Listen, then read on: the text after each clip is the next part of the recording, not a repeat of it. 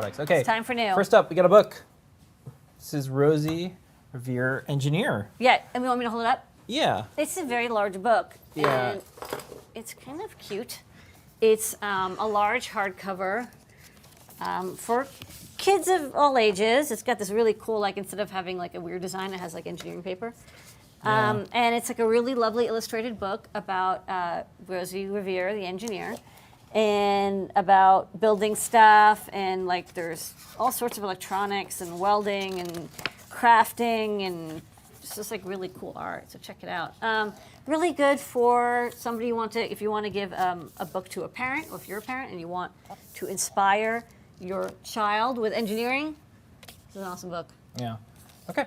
I love to carry kids' engineering books. Yeah. That's fun. Next- Everyone can carry a copy of like Horowitz and Hill. Yeah, next up, by popular demand, a lot of people asked for Eagle CAD Lite. So this is the light version. It's $59 or $69. $60, $70. Yeah, and this is a great way to get started. Look at the specifications. We have the hobbyist for small ones. boards, yeah. We have professional, and we have standard, and now we have light. And this has been working out really well. Eagle is Lady Ada's choice of software, and you use It's the best of the worst. No. Yeah. No. We have a schematic capture and PCB routing modules. I don't include the auto router because it's against my religion. But we have multiple different versions. Yeah. Each version, some of them are for commercial use, some are for hobbyist use only, some are like educational only. Yeah. Some can only do small boards this big, others can do boards this big, and others are like infinite. When Adafruit got started, I just bought a copy of like the Pro Eagle, and I was like, it's $1,000. But I've actually been using like that version for like 6 years now. Yeah, and the other thing is the light version can be used commercially. But just for very small boards. Yeah, I think, right? the hobbyist version can't. So this is actually a great deal. Yeah, it's a good deal. Yeah. Okay, so let's keep moving. picked it Now, this is a big one, and this is 10% off right now, which is not great for us, but really good for you. So Lulzbot, we have them. One of the things that people asked was, we'd really like an open source 3D printer. Adafruit, and we said, okay, that's really hard to find because there really isn't an open source 3D printer that we can buy. There's kits and like there's the RepRap thing, but an actual fully formed kit that's in a box that a customer would buy, that was not really around until Lulzbot came along. Yep, So, that's actually open source. Like they've actually published stuff. and like open source as far as the way that people define like commercial use is allowed, the schematics and source are up, and so the Lulzbot is now in our store. It's FSF approved. FSS approved, which They're picky. yeah, those guys are like They're picky bastards. They're like the Brits, they have high standards. Yeah, so They're not. They're from Cambridge. yeah, so other here Cambridge. it is, and It's a good printer. and it's actually has probably the most diverse amount of materials that you can use with it. The other thing about the Lulzbot is it's supported by a lot of open source organizations. So you've got FSF, you got RepRap, you got Slicer, FreeCAD, OpenSCAD, Printium, Debian, Ultimaker. Ultimachine. Ultimachine, Open Hardware, FSLA, Prusa Research, and the Open Innovation Network. So if Look, you're Prusa likes it, so this is it. Yeah. You're a Prusa fan. And so if you want a 3D printer that respects your freedom and you want to support that, this is a way to do it. So This is the printer for you. Yeah, we had MakerBot Adafruit Edition. We're still trying to decide what our strategy is with all the commercial printers that have some open source, some closed source. For now, we have the Lulzbot. So if you want to get one, You want to support open source hardware it's and available. 3D printers? You guys asked for This it, is your chance. so we delivered. These aren't cheap, so we got them, but Yeah. you get them on a discount. Okay, next up we have NinjaFlex. Let me just hold up the reel. Yeah, and We will have a video for this. we have a full video that we're doing about NinjaFlex, but this is basically flexible material that comes out of a 3D printer. It's a spool. It's a half-kilogram spool. It's a little more expensive than your classic PLA or ABS. Check to make sure that your 3D printer can handle this kind of filament. Most can. And what's cool about it is when it prints out, it's a rubbery, flexible, stretchy material. Great for wearables. Great for wearables, but great for a lot of Yeah, projects. one of the cool things that we It's made flexy. is these little 3D printed flexible diffusers, so they Yeah. can go into clothing. Yeah. And we put NeoPixels behind them. We did a We watch also made band. a watch band, so it's a Yeah. completely flexible watch band, and it's durable. Black or white, those are the two colors we have right now. That's kind of Adafruit's thing. We have black and white. Yeah, whatever. Look, it's Yeah. good enough. Yeah, just check to make sure your 3D printer can handle it. We know for a fact that MakerBots do because we have printed some on a MakerBot. Yep. And we will have a video, a tutorial soon, but we already have projects that use NinjaFlex. If you go to Learning System and type in NinjaFlex in the search box, you will get tossed into our wearable projects that use the material if you want some ideas. Yeah. We'll have a video soon Yes. that has With everything you tutorials. need to know more. Yep. What it can and can't be used for. All right. Next up, Lady Ada. A chip. Chips. What's this little chip? This is a little MP3 decoder and audio encoder chip. It's a codec from VLSI known as the VS1053B, or if you work for VLSI, you say VS1053B, because they have very strong Finnish accents, which I can't really imitate. But they're an awesome company that makes these MP3 codec chips. They actually have paid the dollar per chip MP3 royalty for you, so you can use this legally and happily, knowing that somebody in Germany is getting $1. They're good chips. You just stream them and MP3 stream data, and it will magically pop out stereo audio. You can also encode wave or ogg vorbis. You can decode MP3, FLAC, wave, ogg vorbis, AAC, a couple other formats, PCM, whatever. There's a couple, you can do settings like volume, bass, treble. It also has a synthesizer built in with like 50 different drum and instruments, and you can use those sort of as a MIDI synth. You just sort of send it MIDI data through to the RX pin at like standard MIDI rates, and it will like play it as if it was a synthesizer. So we have a breakout board for this, but since the chip is not available in the US, it's only available in Finland. We buy 1,000 at a time. We thought we'd put some in the store. They come in cut tape, so we just put them in a bag, and you get one. Okay. Next up. I heard this project's interesting. This product. No, this is really neat. This is, I think, this is kind of like a classic Adafruit product that you didn't necessarily know if you could use this thing or if you needed it or whatever, and then Lady Ada comes along and has some great demos and examples of what you can do with this. So this is bone conductive speakers. No, is that bone conduction speakers. Bone conduction. Bone conduct. It's not conductive. It doesn't. I mean, it doesn't. Yeah. But it conducts sound through bones. Well, it's called an audio transducer, but I call it bone conduction because that's what it's used for. When you see stuff that says bone conduction, this is what is in that device. Okay. Anything else that you? Yeah, you want to go to the overhead? Oh, you want to go to the overhead? Yeah, Okay. I'm waiting. I don't know. That's why I was moving stuff under the overhead. Okay. So I have it hooked up here to like an MP3 shield, and normally you would use a speaker, and this is a 4-ohm, 3-watt speaker with like a standard cone, and the way speakers work is that there's a magnetic coil, and the coil moves in and out, and it makes this pulse, and it vibrates, and then it pushes air out, and the air hits you in the ear, and you hear sound. So this is a different device. There's no cone. There is still a coil, but instead of a cone connected to the coil, it actually makes a piece of metal expand and contract very, very fast. So let me hook this up.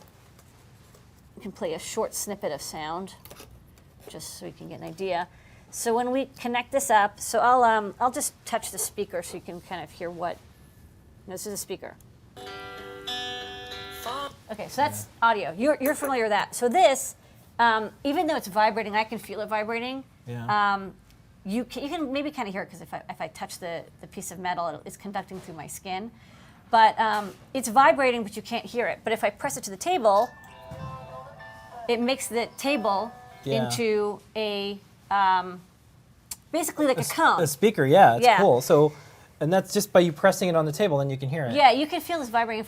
If I hold it, it'll vibrate my skin. If I press it to the camera, the whole camera would turn into a speaker. What this is often used for is if you press this to your ear bone, like your jaw, it'll make your head into a speaker cavity. And I could do it, but you wouldn't hear it. Only I can hear it. Yeah. And it's kind of a cool way of like, if you don't want to block your ears, but you want to hear audio, it actually has extremely good quality because your skull is an excellent resonant cavity for audio. Another thing you can do is, you can take like a cup or something, and then you can turn it into a directional speaker. some people, what you can do is if you hold it up to your elbow and then you put your finger in your ear, the sound will travel up your arm bone into your ear. So these are kind of like fun little things. We did a teardown with wearables where we took apart a headband that used one of these for transmitting audio. But this is like fun if you want to have audio or some notification, but you don't want it to be loud. You don't want other people to hear it. You only want one person to hear it, because if it's pressing up against that person's neck or bone or whatever through some fabric, only they'll be able to hear it. So yeah, this is a bone conduction transducer, and it basically thinks it's an 8-ohm speaker, so you can connect it up to any amplifier that can drive an 8-ohm speaker. Okay. It's not as efficient as a speaker though, so if you want to get like the max loud for your watts, use a speaker. Okay, we're gonna need to try to speed through some of these, Yeah. Lady Ada. We have some cables. This is, I can just talk about this one. Let's see if let me get my demo box. Okay. This do you want to go to the overhead, or do you want to? Yeah, sure. This is just a little SWD debugging cable. We're doing some ARM stuff coming up, and these are cables that are often used.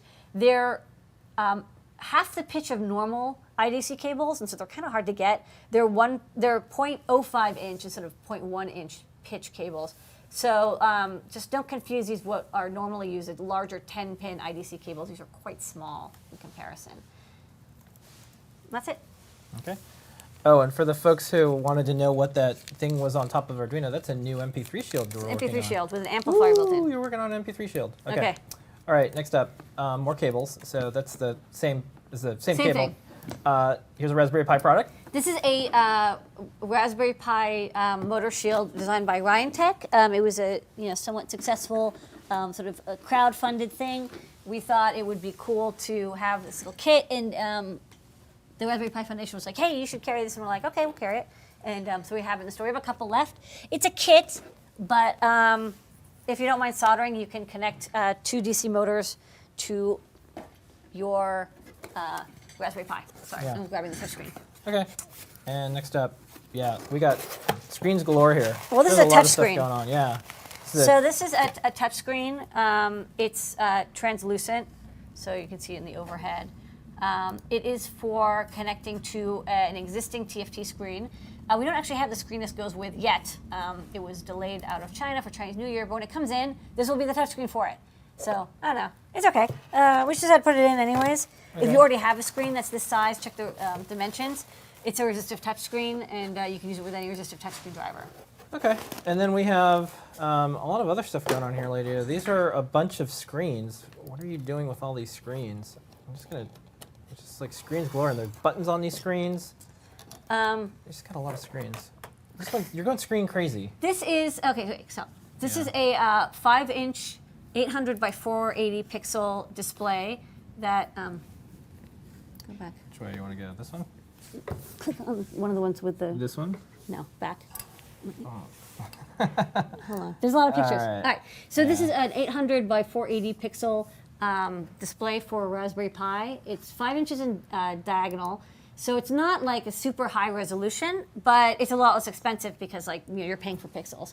For a lot of people who just want a small screen, this is perfectly fine. I also have it live on the overhead so I can show what it looks like. So you've got the screen, and I've got it on this little stand here. And it's a nice bright screen, and you can run X or whatever. It just shows up as an HDMI monitor. You also run it under like Windows or your Xbox or whatever, and it comes with a driver. The driver is about the same size as the screen, so you can fit it behind.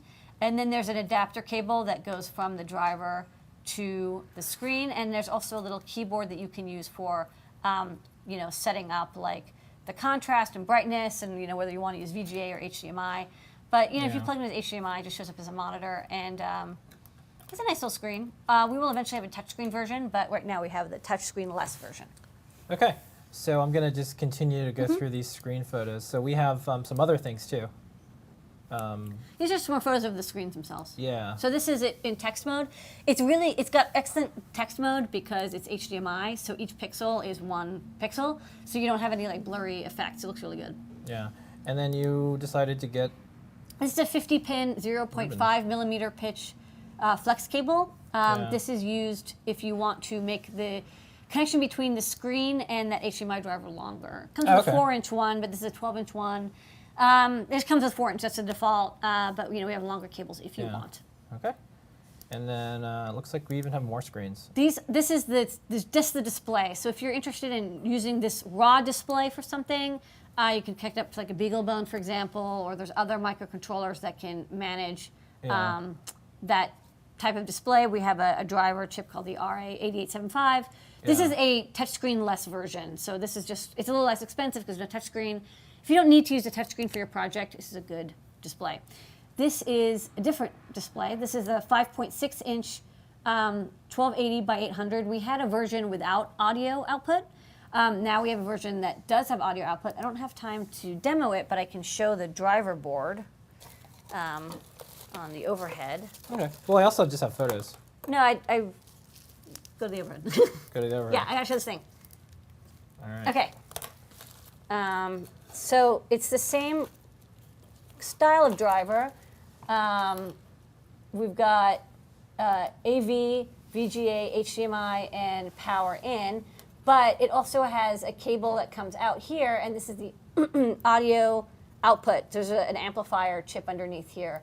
And you can basically use this for HDMI 1.3, which is HDMI audio and video. So this driver board can drive 2 speakers stereo left and right up to 4 ohm, 3 watts. So you can do 8 ohm or 4 ohm speakers up to 3 watts. So it's like $10 more, but you get to have like speaker driving capability, and the speaker audio goes through the HDMI cable. So if you have something like a Raspberry Pi, you want better audio, or you want like a little enclosed system where you have speakers as well as a display, this driver board is a lot better, and we package it with the 5.6-inch display. So let's go back to what we're looking for at 1694 orange. Okay, great. Back one. Back one. So this is that driver board packaged with a 5.6-inch 1280 by 800 display. And we also have it with a 1280 by 800 10-inch display. So 4. Yeah. 1, 2, 3, 4. No. Here. That. All right, great. So this is the 10-inch display. Oh, yeah. Just go forward a couple. Maybe we'll find one where it's on. Oh, where it's on? Yeah. Great. It's a 5.6-inch.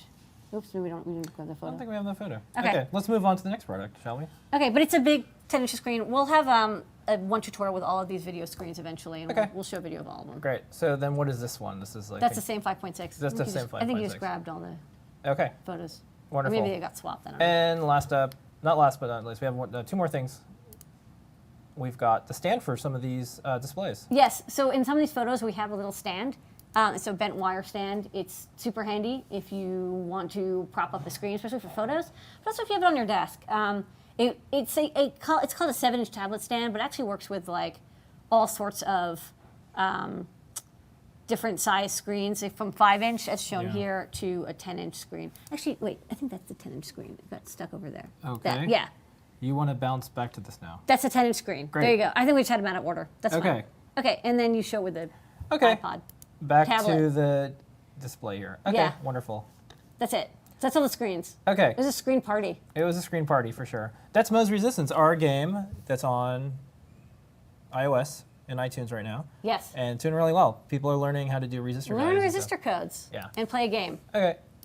Next up. Finally, we have Fade Candy. So Yeah. Micah came by, and she's been working on this cool ARM-based NeoPixel driver. It uses a USB protocol to control lots of NeoPixels and does dithering internally on the chip. And so it can, like, even though it's controlling these like 8-bit per color pixels, it actually gets better color depth because it quickly dithers them back and forth between 2 different colors. So you get better color depth, especially when you're doing gradients. The NeoPixels are good, but like when you get to like really fine gradients, they still look a little blocky, just because our eyes are more sensitive at low lights than at like bright lights. They, this basically linearizes the light to be, when you want to have it twice as bright, it actually looks twice as bright instead of like 18 times as bright. Yeah. So that's what the Fade Candy does, and it's basically designed so that you can plug it into like processing or Java or C++ or whatever your favorite programming language is, and start outputting video or graphics, and it looks really, really good Yeah. for any kind of NeoPixels, Yeah. strips or squares or whatever. So here's the deal. We have a video that we can show. Tonight, things are happening weird when we play videos through Ustream and YouTube. Yeah. So I'm going to do it. So if we disappear, we'll be right back. But we're going to play a video. Wow, this is like our last Will and Testament. Well, yeah, I'm just letting folks know. So this is all about fake candy. Yeah. So we have the little triangle one, and we have this one. I'm going to just go ahead and do this and see Okay. how it goes. Fingers crossed. But we'll be back if All right. anything happens.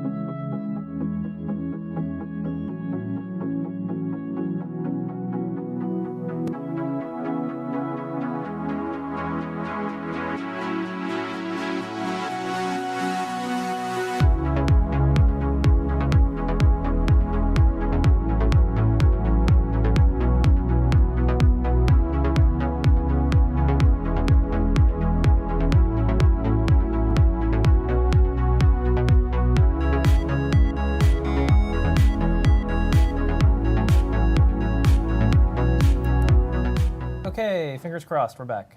We still here? Yeah. We still here?